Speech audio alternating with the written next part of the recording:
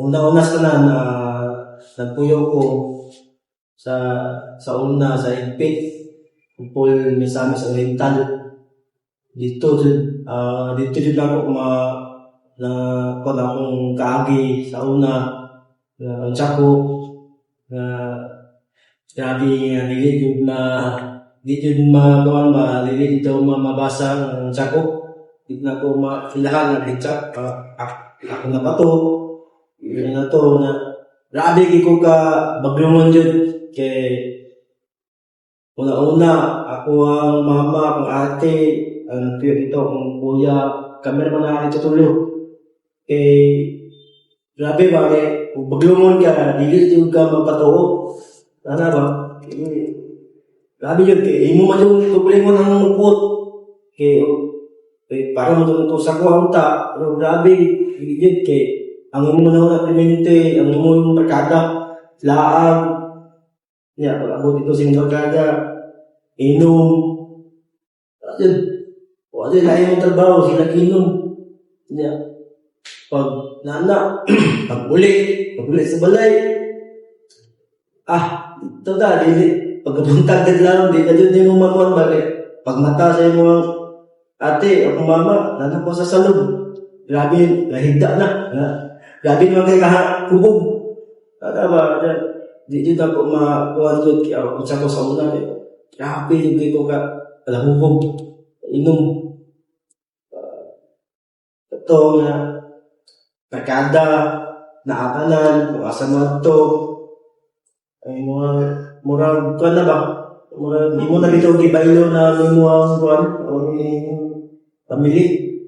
O mama, o ate, suon na nato may akong papa tambag na sa kuha na imong waton ayo di pagbarkada kay dili jud na maayo. Ito yang murag na kuan ko ba? Dadala ko sa mga barkada, kit sayo ni nana din. Ito. Salamat kayo.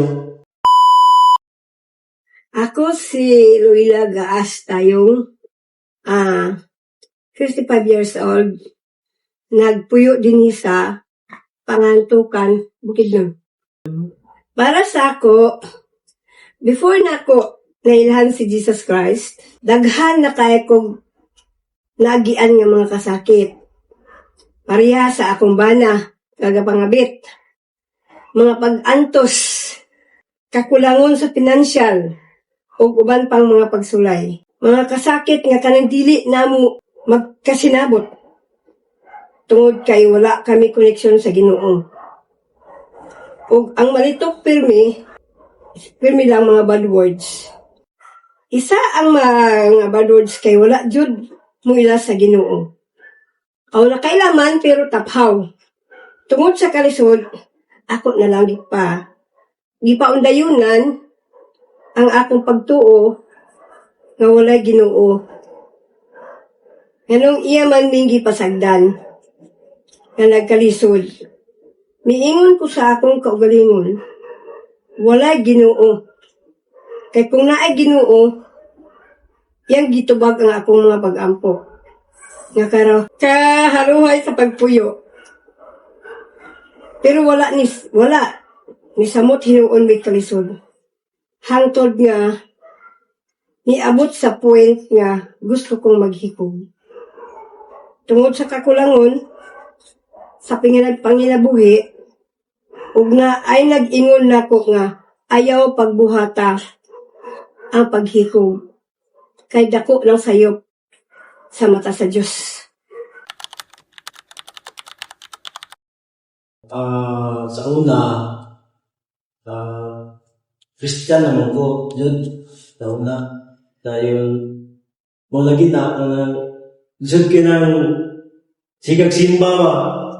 Sigag simba na, ang imong pagsimba niya sa Ginoo, useless na dapon ba?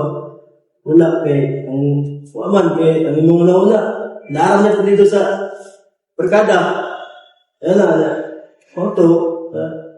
ako sa una manggod, kay play ko sa una, worship team yung sa Punggo, kay sa una, drummer ko na, pamanik, pag-uman o, pag umano simba, magawas man. Dahil kung magawas, magwala ka sa imo, dahil ato kagawas, Evangelyo. Ano ba?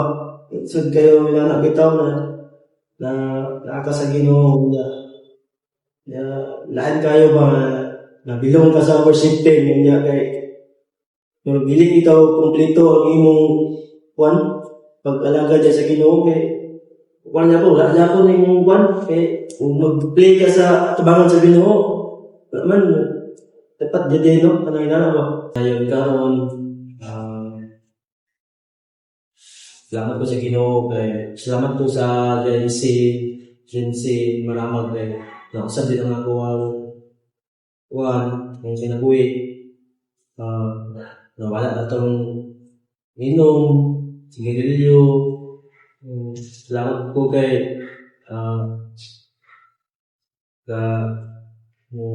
po na Ginoo. Salamat po kay nabilang po sa worship team sa JMC Maramag nakakalabutan sa kita. Salamat kayo kay igamit din iyatag din sa Ginoo sa kuha kini na talent kay para din siya. Salamat kayo kay nahin mo pong gitarist kung saan mag-drum. Salamat kayo.